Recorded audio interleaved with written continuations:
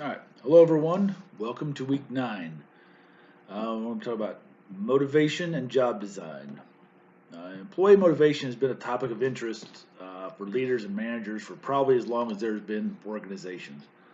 A lack of employee motivation can lead to a whole host of problems, from poor work performance to a lack of qualified workers wanting to promote, move into leadership or management positions. Um, motivation issue can cause problems across the board for an organization. One of the reasons why motivation is such a difficult kind of concept for managers, leaders to understand and implement. How do you control motivation, or how do you manipulate motivation? How do you get employees to be motivated? Is because every person is motivated differently. Motivation is or can be at least, a very person specific type of thing.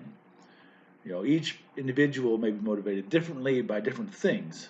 So that makes it hard as an administrator if you're trying to implement policies or procedures where you're trying to increase employee motivation, because you may succeed in motivating some employees, but not others, and you may actually end up decreasing other employees' motivation. So for a minute, think about, if we weren't online, what if we were in a classroom? If we went around the room and just asked people, what motivated you to take this class? What motivated you to go to grad school? What motivated you to do, whatever we choose? Um, think about how many different answers there would be, right? We would have a whole bunch of different answers. So that is why, motivation is such a difficult concept for people that work in organizations to grasp and deal with. All right, so we're going to pretty much just talk about some theories of motivation. So when we start kind of looking at these theories of motivation, there's two general categories: content theories and process theories. Content theories identify particular needs that are linked to motivation, and the process theories attempt to understand the process that people go through when determining how they behave in the workplace.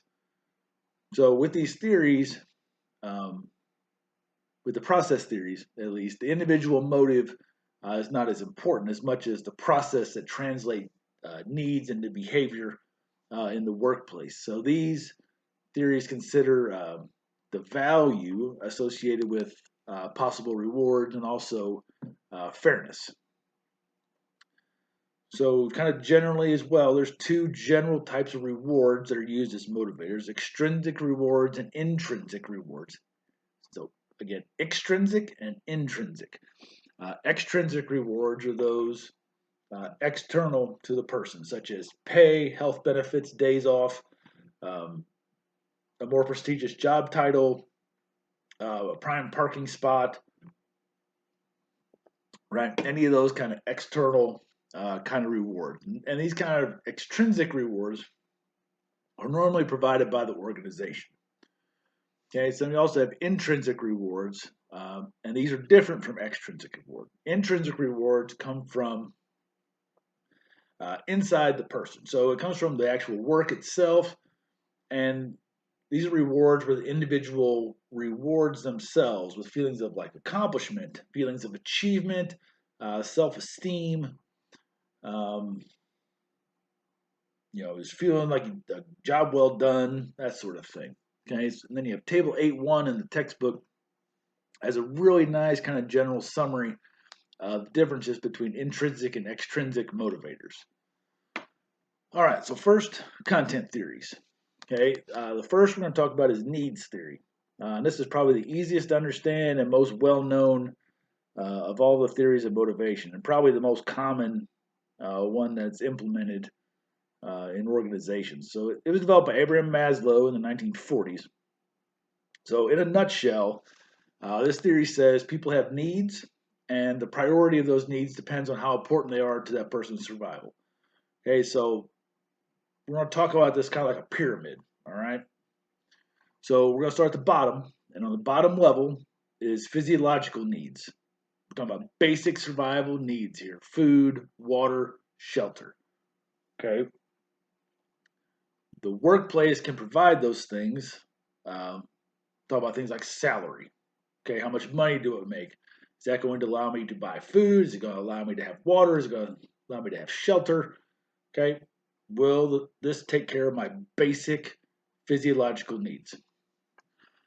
All right, so then once those needs are satisfied, then we can move up the pyramid to the next level. Okay, so the next level is safety. And safety needs are the ability of people to work and live free from harm or fear. Okay, so not just physical safety, but like work stability, work predictability. My job is stable. I'm going to have my job. Okay, so I feel safe. Okay, next up the level is belonging. Humans are social creatures and we want to belong to something.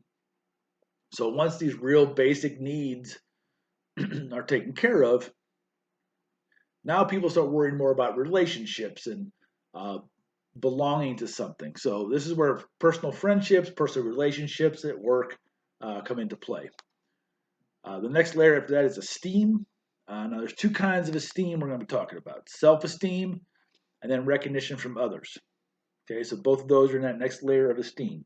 And finally, at the very peak of the pyramid is self-actualization.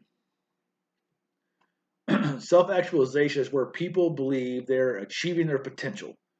Okay, so what does that mean? That's obviously a nebulous concept, right? What does achieving potential mean?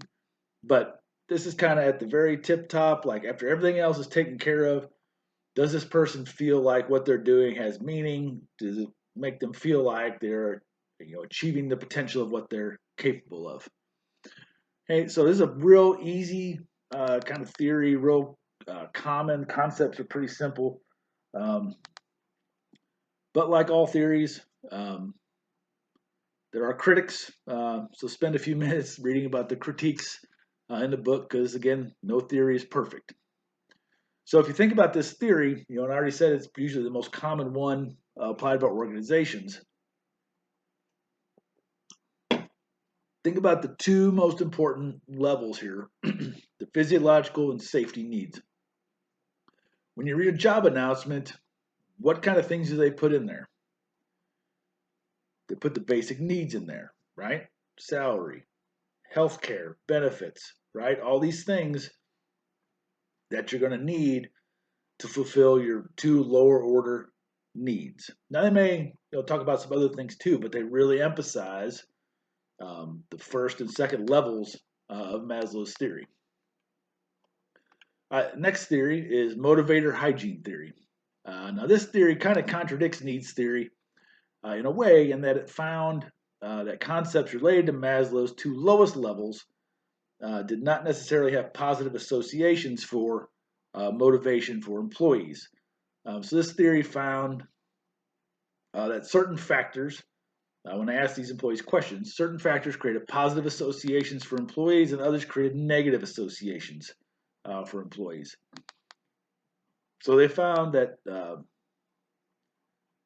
the main concepts that created positive associations for employees were those related more to intrinsic motivation, such as task accomplishment, recognition for quality performance, opportunity to engage in creative, challenging, and varied work tasks, right? All those kinds of things. It wasn't these extrinsic motivators like what Maslow was talking about. Things like company policies, supervisors, working conditions. Those things were all created negative associations with the employees. They also found with this theory that these two sets of factors are independent of each other. Okay, the things that employees identified that gave them positive associations were rarely mentioned at all in relation to negative associations, and vice versa. Okay, so the ones that rated low or negatively were called hygiene factors because if they're not addressed, they'll lead to more worse outcomes or more dissatisfaction. Okay, kind of like hygiene. All right, so the next theory is achievement, affiliation, and power motives. This is the third content theory that we're going to discuss. Achievement, affiliation, and power are all three important needs for people. And these should sound kind of familiar to you because these are what would be represented by the upper tiers of Maslow's hierarchy. Okay, now each of these is an important need, but that importance varies by person. Okay, so if you have people that are high on achievement motivation, they have this high motive or desire to be successful. Okay, these people want to do a good job or a better job because it's the right thing to do, and they gain satisfaction from that work. The affiliation motive is based on the belief that people value personal relationships. People high on this factor value their relationships at work and want to feel like they belong. Then the final factor, power, is based on employees who are wanting to make an impact, are wanting to appear strong and influential and wield power. All right, so people high on power uh, factor will look for symbols of status or prestige. They'll seek positions of influence, seek occupations that have prestige, stuff like law, medicine. Um, and there's two main types of power motives: personal power motives and socialized power motives. Personal power motives are those that seek power only as an end unto itself. Okay, they just want power for themselves, just so they can wield power. Those with a socialized power motive uh, restrain somewhat their personal power motive, and then they direct this need for power toward the organization for the good for others. All right, so those are content theories. The next set of theories we're going to talk about are process theories. Okay, so the first one we're going to talk about is equity theory. So equity theory states that employees' motivation and work behavior is dependent on their perceived fairness of the exchange between the benefits they believe they provide the organization and the benefits they believe they receive from the organization. Now, this is a very difficult theory for managers or leaders to address because so much of this theory is subjective. Okay, we're talking about fairness here. Okay, so and it's perceived fairness. It's not necessarily actual fairness. Okay, so this is employees' perceived fairness. So sometimes employees don't think something is fair, but managers do. Um, Sometimes it's very clear. You have two employees with similar experience, similar education, etc., that are making markedly different salaries. Okay, that's very clear, right? That's probably an equity issue. But other times it's much more difficult to identify and address it. Because just because the employee feels that something isn't equitable doesn't mean that it isn't equitable. Okay? So there's three kind of sub-concepts to this, three types of justice that they talk about in relation to equity theory.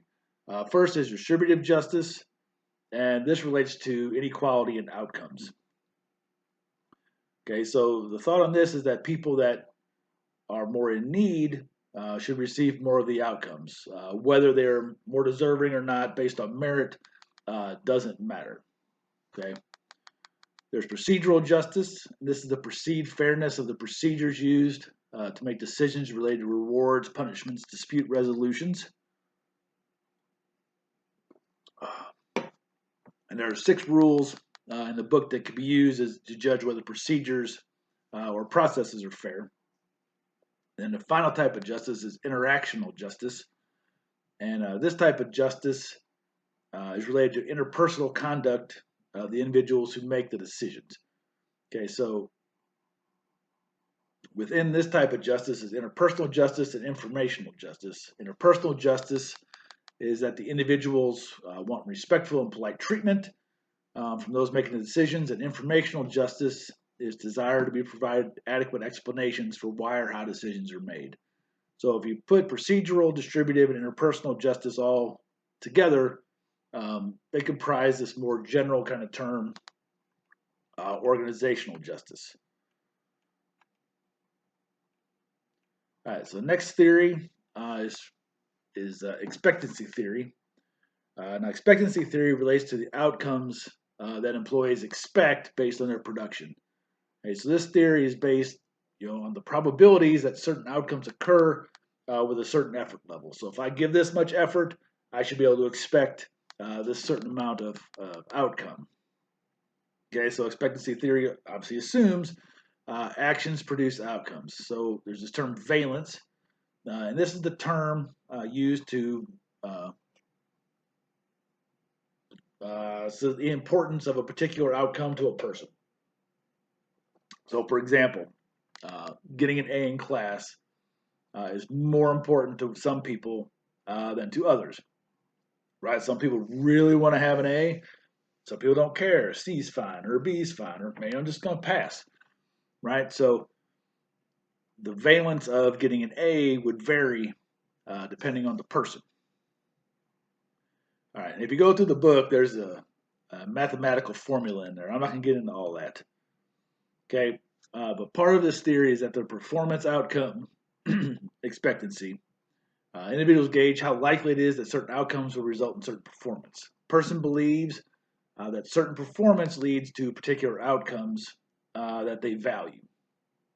Okay, then there's effort performance expectancy, and this addresses whether or not someone believes they can perform at a certain level. Okay, so if you have a student that believes that no matter how much effort they put forth, they can never achieve an A, then their motivation may suffer, right? Why should I even try? I know I can't do it, right? So that's all part of this expectancy theory too. So motivation to behave a certain way is the greatest when an individual believes that they're able to perform at the desired level. So spend some time thinking about how these different theories would apply to criminal justice scenarios. There's some presented in the book, and I'm already talking for quite a while here. I got a little bit more to cover, so I'm not going to go into how these apply to criminal justice scenarios, but think about how these could apply to criminal justice organizations. All right, so related to motivation is job design. So as you remember from some of these theories, how a job is set up or what a particular job's duties or responsibilities are can affect a person's motivation. Okay, so job design matches workers to tasks and manipulates the work to maximize employee motivation. So think about all the different ways that content theories would apply here. I'll give you a minute. All right, continue that on your own time. So there's this job characteristic model, which proposes that internal motivation is only likely to occur when an individual experiences three conditions. They have to experience meaningfulness, responsibility, and knowledge of results. So the first thing is that a worker must view their job or task as important. Okay, if they don't believe that's important, then why would they be motivated to do it? Okay, they also have to believe that they're responsible for the results of the work and will be held accountable. If they don't think they're being held accountable, why would they care, right? And then a person needs to have knowledge of the results of their work. Okay, there's no way to have any kind of sense of accomplishment or achievement if they're unaware of their success or failure. So then the book goes on to discuss different kind of core job characteristics that encourage those different psychological states. Experience meaningfulness, responsibility, knowledge of results. I'm not going to cover them here because I've already, like I said, gone on too long. So I'm going to stop. This video is, again, just a quick summary of the material in the reading. Be sure to read the entire chapter as well as the articles at the end, and then complete your assignments for this week. And as always, if you have questions, please do not hesitate to let me know, and I'll see you next week.